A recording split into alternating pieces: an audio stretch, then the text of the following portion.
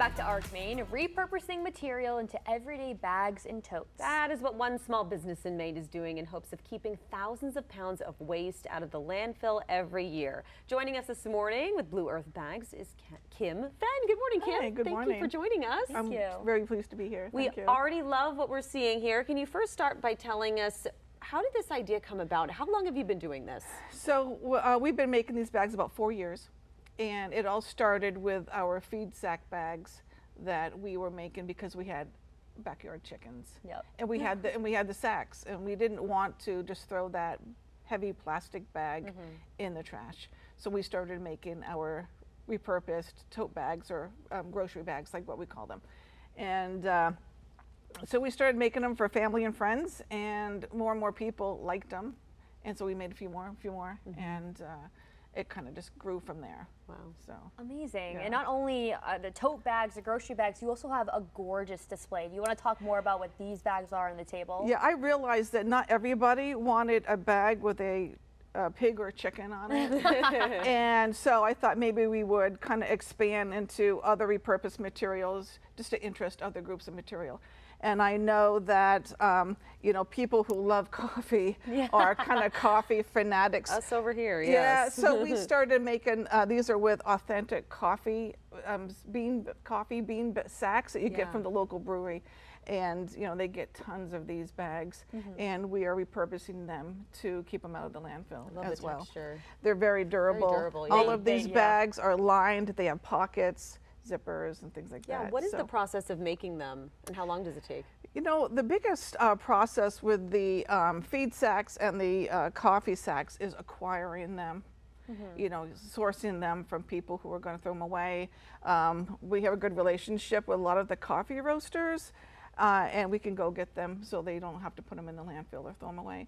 And then also we have our feed sacks where local people in our community donate them to us because they don't want to see them going into the landfill. And then we also have our brew bags over here, which we get from local beer brewers. Oh, very nice. Yeah, so Bath Brewing gives us a lot of their brew bags that they are finished with.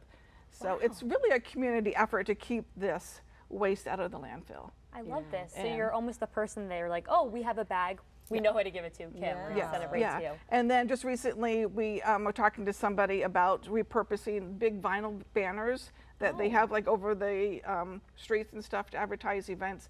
And it's that really thick vinyl, so we will be repurposing those into bags as well. What has the response been from the community and from customers as well? Customers just love it because they see that we are keeping this waste out of the landfill.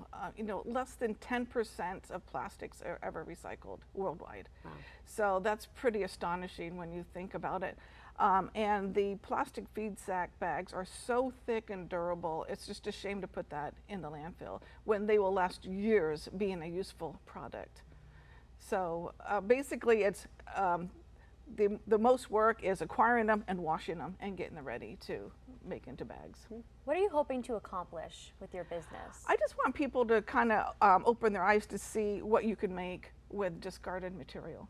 Because all our bags are made with something that was going to be thrown away or in the trash can. Yeah, it's so so inspiring. creative and It inspiring. inspires me. I want to start doing stuff like sewing. this. Yeah. I agree. And any events coming up, or what's the best way for people to get one of these bags? So most of the events that we do throughout the year, like we just finished the Common Ground Fair, you know, which is always a big event for us, and we actually have people who come to the fair year after year and bring us some more feed sack bags because they've gotten idea. it was really interesting this year for people who are our past customers to come bring us bags.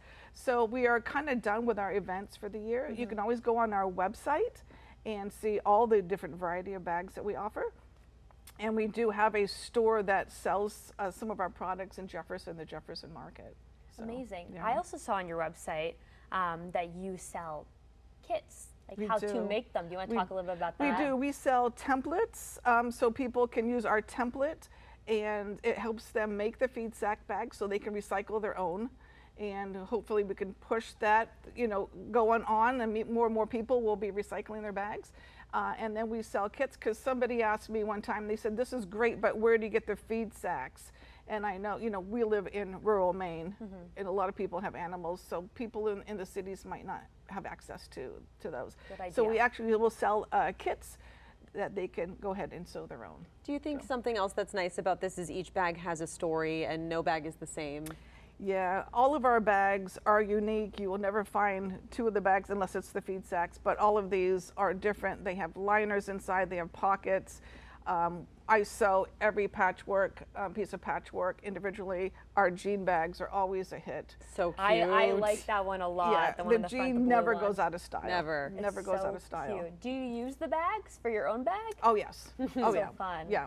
I Yeah. love that. I get to pick and choose which bag I want to take. Which What- bag what should I to grab get. today? I Yeah, love yeah, that. depending on what I'm doing, and of course, family and friends, and we get lots of good feedback from customers how they're using them, or if they said they bought a couple, one for them and one to give away as a gift, and put like a gift bag and use it as a gift bag. That's a great idea. Yeah. I mean, and holidays will be here before we know it, so I'm sure you'll be getting some orders Yeah. for I Christmas love this. too. Yeah. How long does it take to make one really quickly?